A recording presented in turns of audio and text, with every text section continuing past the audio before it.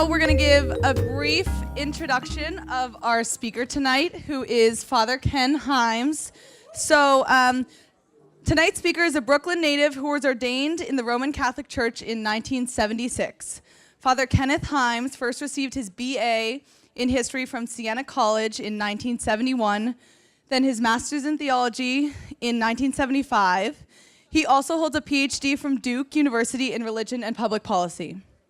Presently, Father Ken is a professor here at Boston College, alongside his brother, Father Michael Himes. Father Ken teaches courses on Catholic social teaching, as well as ethics and reform. His academic and research focus includes Catholic social teaching, American Catholic social reform, Christian social ethics, and ecclesiology and ethics. Father Ken is also heavily involved in the Pulse program here at BC, and last gave an Agape in 2008. He has described theology as a ministry which is able to serve academia, the church, and the people. Please help me in welcoming our speaker this evening, an Agape Latte vet, as well as an admired professor and speaker, Father Ken Himes. All right. Thank you. Oh, I don't need this, because I got this. Oh, perfect. Well, good evening, everybody. Nice to be here. Thank you for coming out on this kind of cold night. So let me tell you about Jack, Noel, and this cynical, smart-ass kid named Ken. Right? Jack is Jack Monahan. It was the fall of 1966, my senior year in high school. My family had just moved from one apartment to another apartment about 7 blocks away.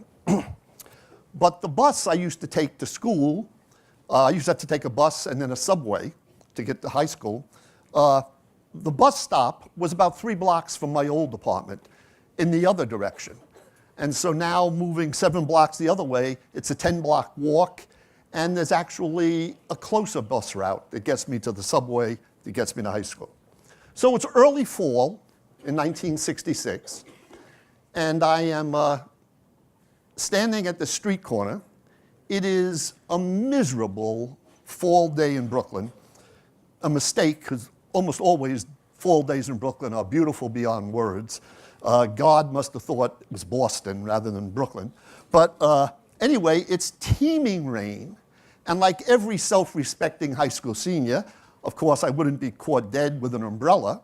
So I'm just standing out there in the rain at the street corner, waiting for the bus to come with 3 or 4 other people, adults, all of whom have umbrellas.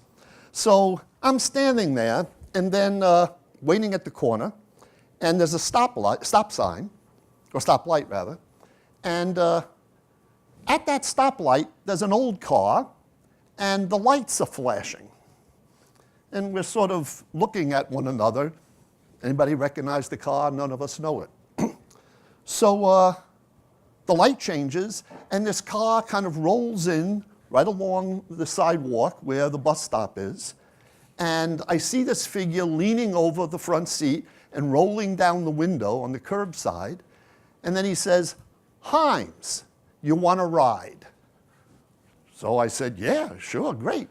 I get in the car, and it's Jack Monahan. Jack Monahan was my high school freshman English teacher.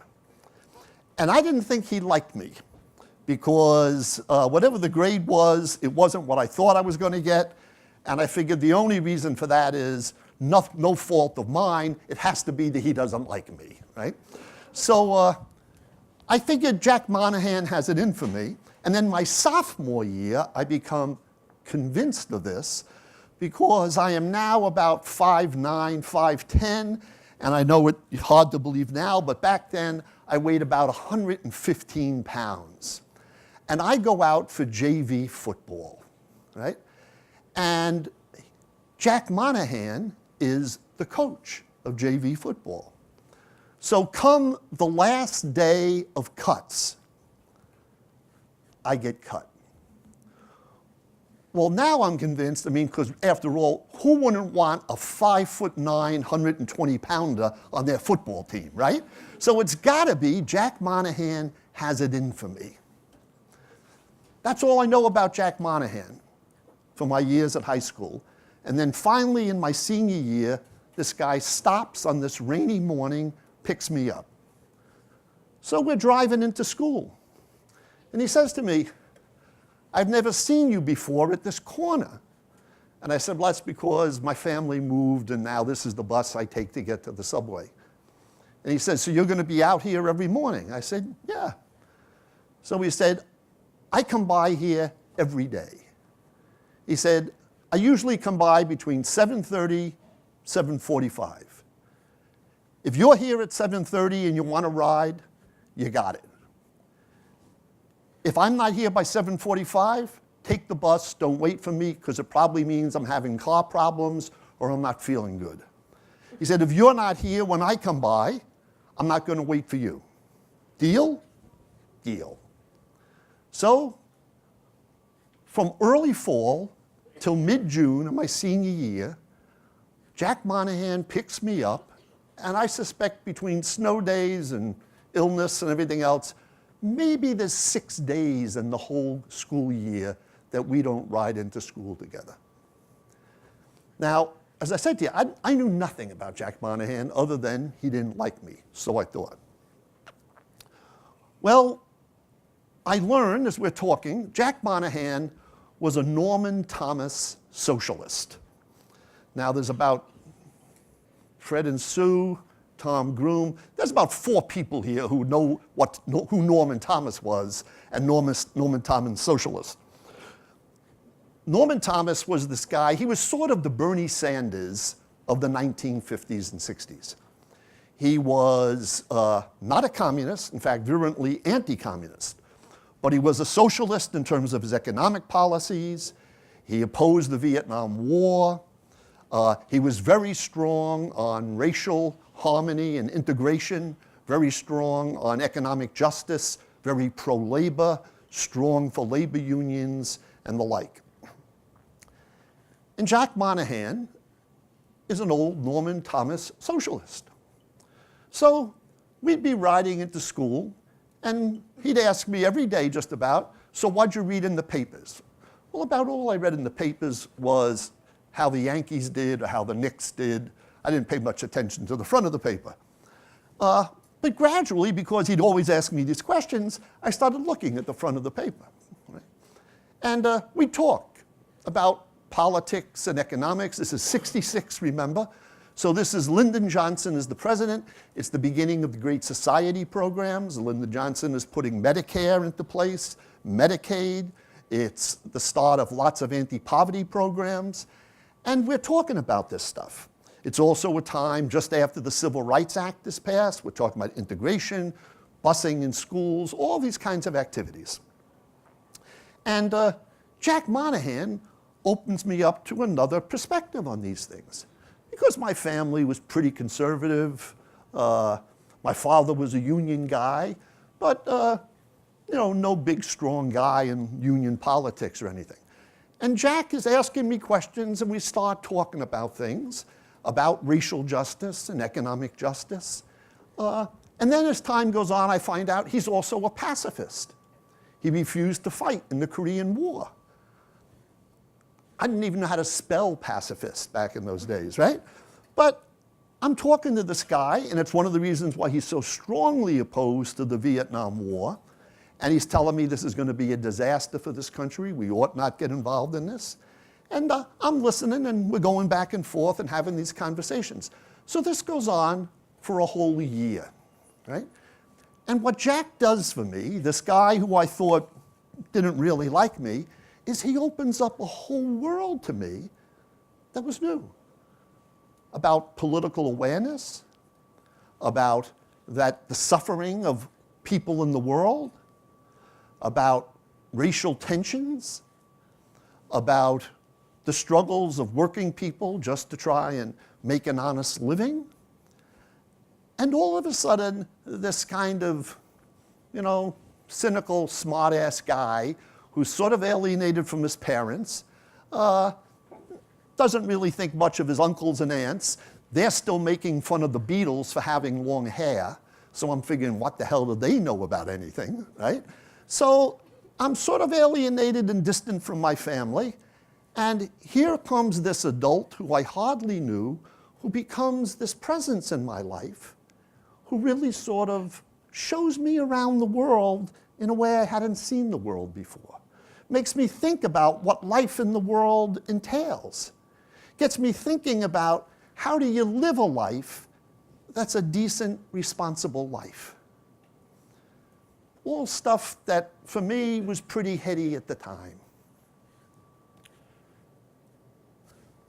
So flip forward 2 more years. Now it's the fall of 1968. I'm a sophomore in college, living in the dorms.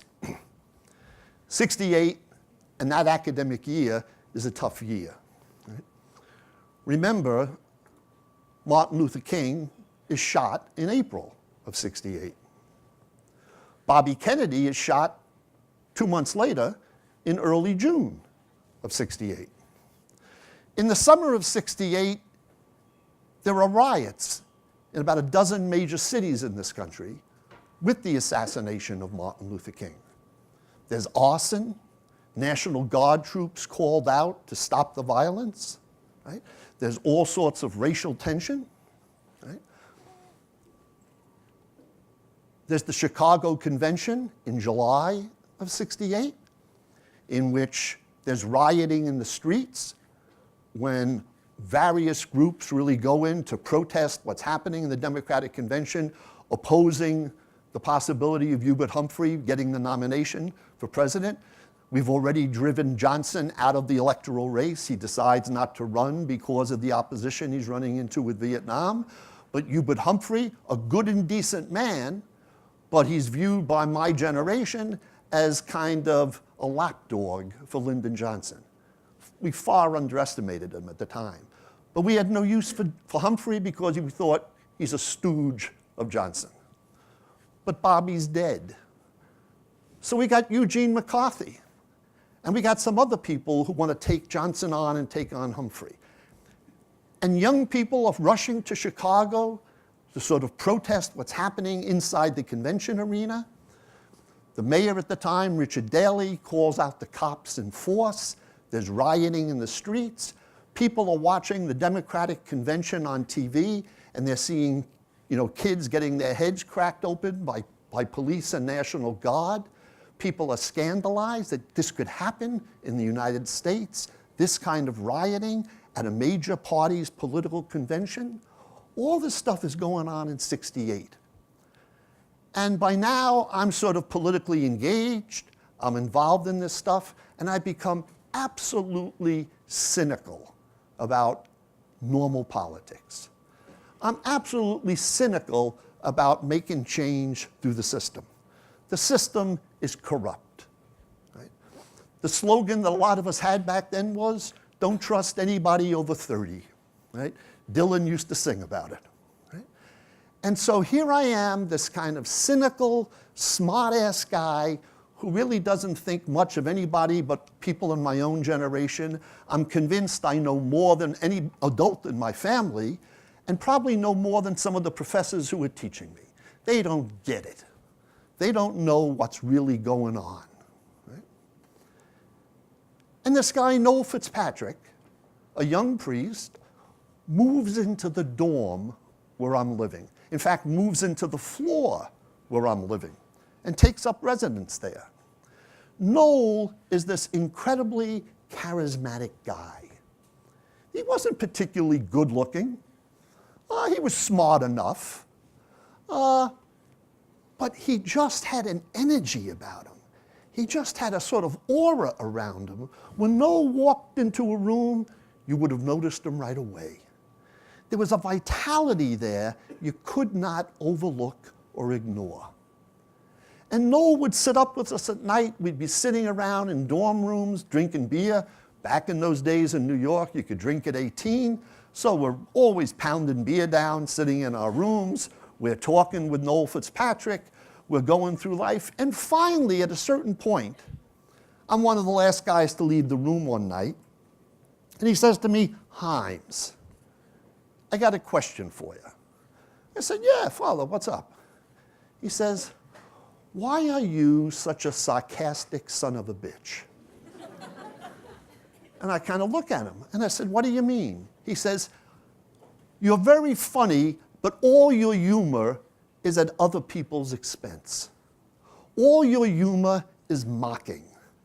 All your humor is putting other people down. You're better than that, or at least you should be better than that." Well, that sort of takes you back a little bit, right? So I'm thinking to myself, I don't know, maybe I should do something different. He gives me a little book, right? I actually brought it with me. I still got it from 1968. The price back then, 85 cents, all right? 85 cents, 150 pages. It's a book on St. Francis of Assisi, right? Noel was a Franciscan. He says to me, "Read this, it'll be good for you." So 150 pages, I figure, okay, I could read that, right? So I read this little book on St. Francis. And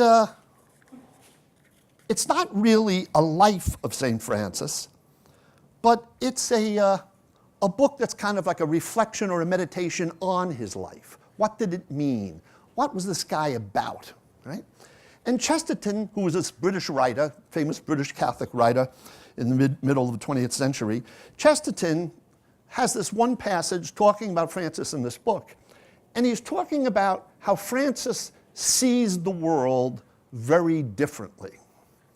And what he talks about is, the image he uses in the book is, Francis used to go up into the mountains. He lived in the Umbrian Valley in central Italy, right? And Francis used to go up into the hills and the mountains of Umbria to be alone and pray, right? And Chesterton talks about how Francis is up there, and he's on one side of the Umbrian Valley, and he's looking back on the other side of it, also mountains, and in the top of one of those mountains is the city of Assisi, his hometown, the city that he loves so much. And if you've ever been to central Italy, you know that many of these cities, Perugia, Siena, all these sorts of places, they were walled cities, because these cities are constantly at war with one another in the Middle Ages. And so most of these cities are enclosed, walled cities. And because stone is cheap, it's all stone. There are these big, thick walls around the city of Assisi as it sits on the top of this hill. And all the homes, the churches, all the buildings in Assisi are thick, heavy slabs of stone. And Chesterton says, Francis looks out one day, looking out at that city, and he's praying for the people of his hometown. And he's looking at this city, this solid, massive, walled, thick, heavy city. And Francis, as he was wont to do, he was something of a street performer. Chesterton says, Francis may have done tumble salts. And all of a sudden, in one of his tumble salts, he sees the world upside down. And now this city that was so strong and massive and solid, now upside down, it's hanging over the abyss. And the very thing that made it seem solid and strong and invulnerable now makes it seem terribly precarious, its weight and its mass. And Francis looks at this, and he comes to the insight, right, that all of existence is like this.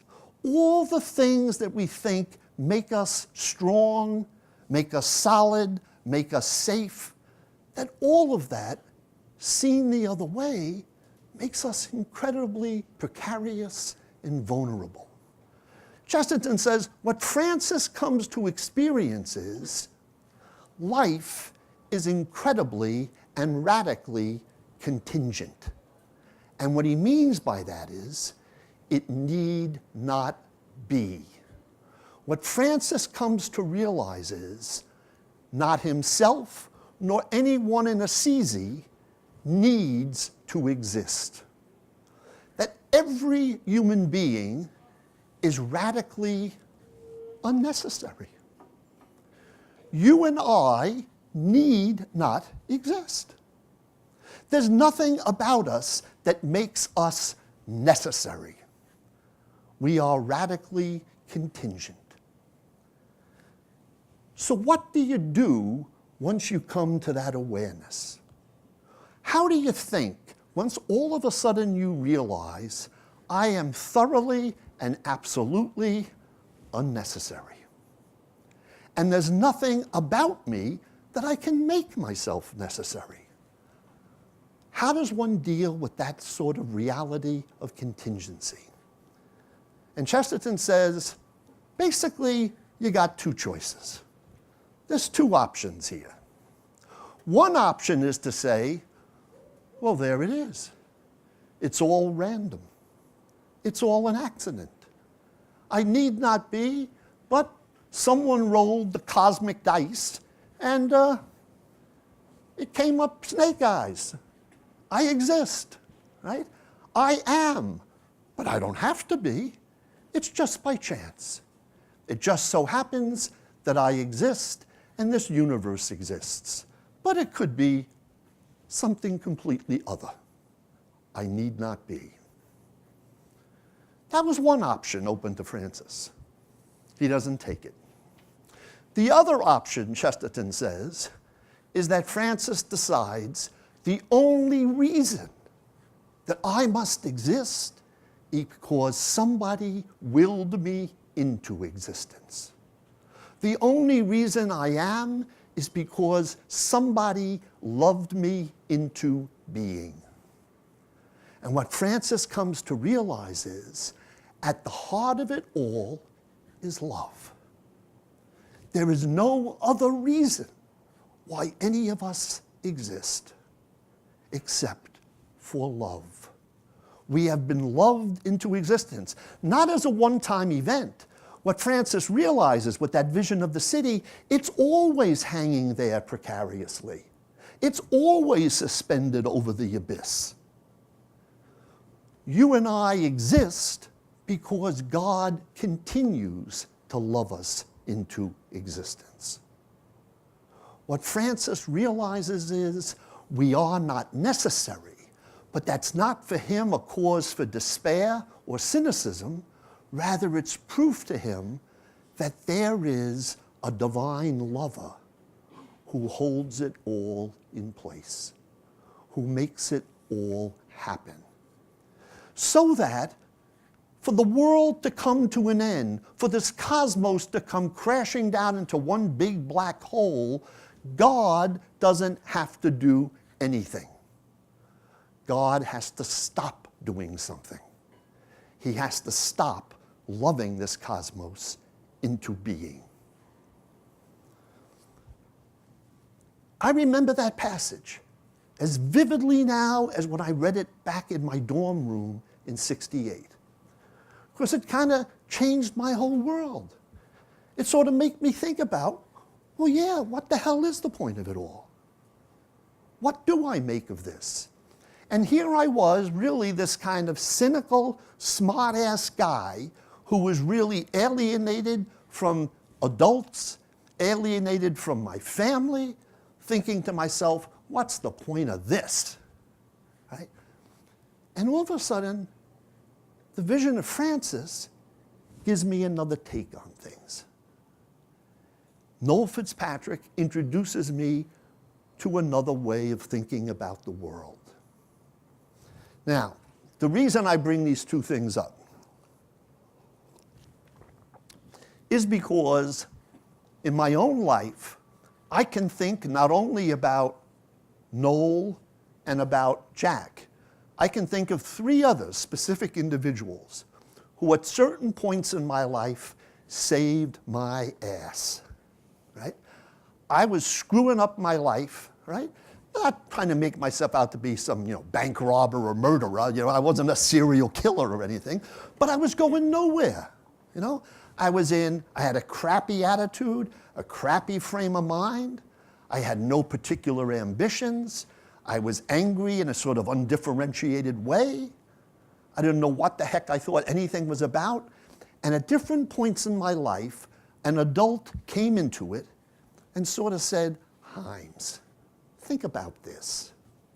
Himes, let me show you something. Have you ever experienced this? Have you ever thought about that? There was Jack, and there was Noel. There was also Peter. There was Frank, and there was Bobby. At different points in my life, a mentor stepped in. None of these people became friends. I've not seen Jack Monahan since I graduated from high school. About once every 10 years, I used to send them a letter, usually on Thanksgiving Day. Noel Fitzpatrick, he died when he was 39. Right? The other guys I mentioned, they're all dead. Right? A lot of people who taught me are dead at this point in my life, right? You get to a certain age, you do way more funerals than baptisms in your life, right? But the point is, people came into my life that didn't have to come into my life. These weren't relatives, these weren't people who owed me anything. But they took some time, they exerted some energy, they thought, this guy's worth talking to. Mentors are one of the great gifts of life. I hope you've had a few by now. But to allow people to come into your life, and they may not ever be your friends. They may pass through for a period of time. They're there for a certain moment when you need them. There's a chapter in your life when you need somebody to come, hey, come over here, right? Let's talk about this. Let's think a little harder than you're thinking about this. To have those kinds of people step into your life is an incredible, rich grace. That people would come along into your life, tap you on the shoulder, and say, let me show you around a little bit. Let me maybe point out a few things you're overlooking, or some truth that maybe you're forgetting, or some relationship that you need to straighten out. When I think about mentors, it leads me to thinking about gratitude. Gratitude has become for me the most underappreciated virtue in the Christian life. We talk about faith, right? Agape Latte talks about faith all the time. We talk about hope. We talk about love, right? We talk about justice a lot here at BC. We talk about kindness and honesty, hard work. These are all wonderful things. But I want to suggest to you that one of the really underappreciated virtues in life that we all ought to cultivate is gratitude. To wake up every morning and realize I need not be. There is nothing here that I can claim that I deserve. God has to do this for me. It doesn't work that way. It is all gift. Whether it's mentors, whether it's family, whether it's friends, whether it's roommates, whether it's colleagues at work, whether it's neighbors you'll meet in life, it's all gift. None of us has a right to claim it. We don't even have a right to claim the 24 hours of the day. It's all loved into existence. We are, I am, you are, because of gift, a gracious God. To wake up each morning and just for a moment to make that real in your mind. Just to wake up every day and say, thank you, God. Thank you for this day. I hope I do something with it that's worthwhile. I hope someone will touch my life, or I'll touch theirs. And even if it's a day in which I screw up big time, the fact that at the end of the day, I can say, forgive me, God, that too is an incredible gift. That you have that kind of experience of God who is ever merciful and forgiving. That we don't have a God who holds grudges. We don't have a God who punishes. We have a God who loves us and sustains us in existence. To acknowledge that, to simply find some time every day to say thank you. So an appropriate way to end, I suspect, is to say thanks for coming.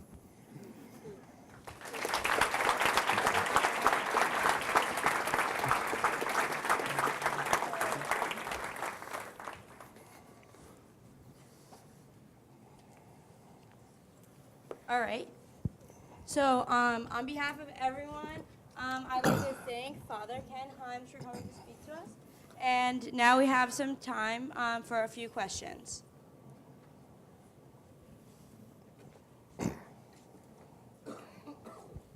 Hello. Hi. I'm Jacob Ozzie. My friends and teacher go to Catholic Memorial High School in West Roxbury. I just had a quick question. And you talked about mentorship and how one can be a mentor. So I was wondering, how can one become a better mentor for a friend or a family member or something like that? Yeah, it's well, I think, frankly, I usually would distinguish between friends and mentors. I don't think the mentoring relationship is really a relationship of equals, right? Generally, I don't think it happens between peers. I think it's usually somebody who's a little more experienced, maybe a little more knowledgeable, right? Maybe just a little more mature, right? But I think it's usually some sort of an equal relationship. But it's somebody who just notices, hey, you seem angry, Why are you so sarcastic, right? Why are you so angry? Why do you seem as if you're just moving in a fog? Why have you lost that smile that I knew you had? Right? Usually it's that kind of thing. It's simply to try to be observant of the people around us. So it may not be that you're going to be a mentor to a friend. That relationship also obviously can be mutually beneficial. But this is usually mentors do things and don't get much back. They do things simply because they see somebody whom they judge is vulnerable or in need, and they step in. And like I said, most mentoring relationships I don't think last very long. They're usually there for a particular moment in time when they're needed, and then it moves on. But I would say the way to cultivate that, to be a mentor, is to pay attention to the people around you. Right? You walk across this campus, right? To pay attention to the faces you see. To, in your dorm and other places, to just see and try and read what's going on in people's lives. Right? And as we know, this place is filled with a lot of intensity sometimes, right? And it's only going to get really intense in a couple of weeks, right? To be able to just lighten the load for somebody in that sort of situation. A kind word, encouragement, a pat on the back, a thank you. There's all kinds of ways in which you begin to cultivate the habitus of reaching out to people, right? And I think that's the key about mentorship. It's about willing to give of your time, give of your energy, expend some of that on someone else, right? Way too often when we're young, we're self-absorbed, right? It's all about us, And mentoring is precisely the opposite, right? It's helping somebody else. It's sharing life with someone else. And I think it's really just a matter of cultivating that disposition. I'm not here for me, right? I'm here for others.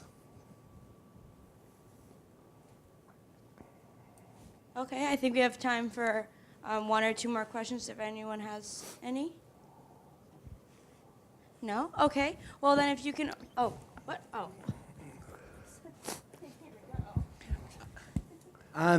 My question is, if I were to have, a mentor, how can I create like a relationship with him or her so it doesn't feel like I'm using them. That like I really can show that I appreciate them. It's not like, oh, thank you, and then just move on with my life. Yeah. Well, in a certain sense, you are using them, you know? But see, the wonderful thing about mentors is they're willing to be used. You know, they're willing to be used. You know, they're not doing it so that they get a lot of praise or attention, right? It's not about them. It really is focused on you. You know? Now, of course, it's very nice to say, thank you so much. You know, you've really played an important part in my life. You really helped me through this, helped me work through that. But frequently that doesn't come at the moment. It comes in hindsight, and you get back in touch. Jack Monahan, I hadn't been in touch with him, it was probably 15 years. And I got this thing in my head years ago that every Thanksgiving, I was going to pick someone in my life that I wanted to say thank you to. And so I got in this practice of every Thanksgiving morning, I write a letter to somebody and just tell them how much they meant to me, right? And I wrote it to him, like I was probably close to 40 when I wrote it to him. And I had to find his address. He was still living in an apartment in Queens. And I wrote to him, no expectation I would hear from him. I didn't even know he was alive. But he was, and he wrote back to me. And he said to me that the letter I sent him, he said, this is why teachers teach, right? You live for that moment, you know? Very few people teach for the money, if you haven't figured that out yet, right? You know, some of us teach because of the lifestyle, it's true, right? The pace and the lifestyle of academia is kind of nice for a lot of us. Some of us teach because we're excited about a subject matter and you want to convey it to people, right? But it may not seem this way to you when you're a student, right? And especially come grade time, it may not seem this way to you. But the vast majority of people who teach because they want to be with young people. They want to be a presence to young people. They want to be of some use to young people. And so when teachers hear from students, you made a difference in my life, you can't beat it. So let it happen. Use them. But at some point, let them know you appreciated it. Excellent. Well, thank you so much. And if you can all just join me in thanking again Father Ken Himes. Thank you. Thank you.